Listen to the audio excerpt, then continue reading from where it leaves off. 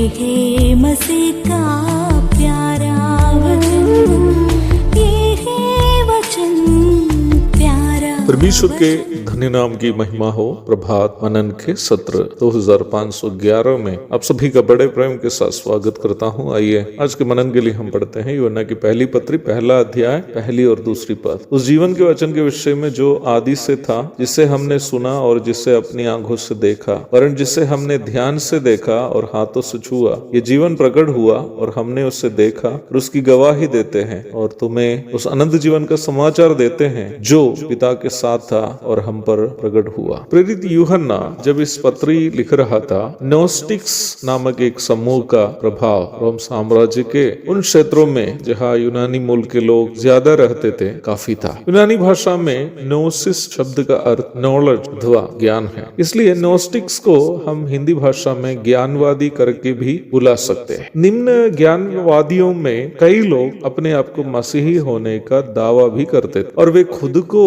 इतने बड़े ज्ञानी समझते थे कि उनका दावा यह था कि यीशु मसीह के प्रेरितों से भी अधिक मसीह के बारे में उनके पास ज्ञान है। निम्न ज्ञानवादी ये सिखाते थे कि वे लोग जिन ज्ञान की बातें सिखाते हैं उन बातों को भी जो समझ नहीं पाते हैं, वैसे लोग पूर्णतया ज्ञानी नहीं है, नहीं तो पूर्णता प्राप्त लोग नहीं। उनकी अन्य शिक्षा यह थी कि वस्तु अथवा मैटर पाप से प्रदूषित है, इसलिए मसीह जो मनुष्य का रूप धारण किया वो कभी परमेश्वर नहीं हो सकता। यीशु को और मसीह को वे लोग अलग अलग व्यक्ति के रूप में परिचय कराते थे। वे लोग सिखाते थे कि यीशु के बपतिस्मा के समय मसीह उनमें प्रवेश किया और गत्समने बगीचे में जब पकड़वाया जाने के पूर्व यीशु से मसीह अलग हो गया। अर्थात उनका दावा यह है कि क्रूस पर यीशु मरा परंतु मसीह नहीं मरा। अपनी इस पत्री के द्वारा यूहन्ना नोस्टिक ज्ञानवादियों के झूठे दावाओं का भी पोल खोल रहा है। प्रारंभ में पढ़े गए पदों में यूहन्ना इस बात को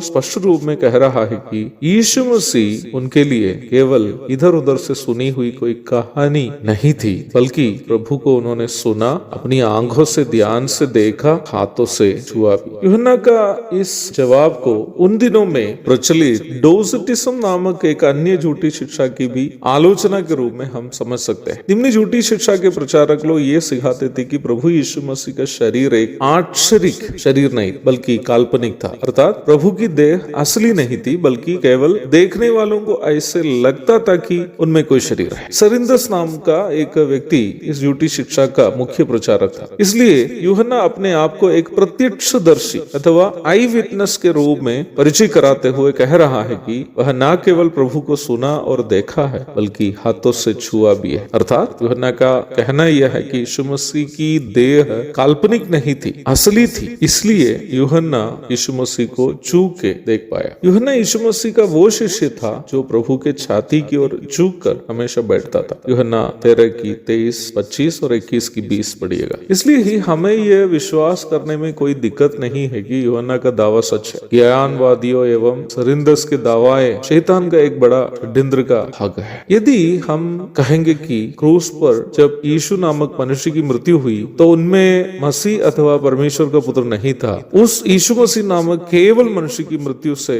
हमें कोई लाभ नहीं है। यीशु मसीह जो परमेश्वर का पूर्णावतार है, अर्थात संपूर्ण मनुष्य एवं संपूर्ण परमेश्वर, क्रूस पर मरा, इसलिए हम पापियों के लिए उनकी मृत्यु के द्वारा उद्धार उपलब्ध हो गया। यीशु मसीह के जन्म के बारे में उनके जन्म के लगभग 700 वर्ष के पूर्व नबी यशायाह ने इस प्रकार भविष्यवाणी की, सुनो, एक कुमारी गर्भवती होगी और पुत्र जनेगी और उसका नाम इमानुएल रखेगी। यशायाह 7 की 14। यीशु मसीह का एक अन्य शिष्य मत्ती, जो एक भूतपूर्व रोमी इनकम टैक्स ऑफिसर था, यीशु मसीह के जन्म का इतिहास लिखते वक्त यशायाह की इस भविष्यवाणी का उद्धरण मरियम का प्रतिश्रुत वर यूसुफ से स्वर्गदूत करते हुए मत्ती 1 की 23 से 25 तक के पदों में हम देखते हैं। निम्न पदों में हम इस प्रकार पढ़ते हैं, देखो, एक कुंवारी गर्भवती होगी और एक पुत्र जनेगी और उसका नाम इमानुएल रखा जाएगा, जिसका अर्थ है परमेश्वर हमारे साथ। मत्ती 1 की 25 में हम इस प्रकार पढ़ते हैं कि स्वर्गदूत के निर्देशानुसार यूसुफ ने मरियम से उत्पन्न पुत्र को यीशु नाम रखा, क्योंकि वो अपने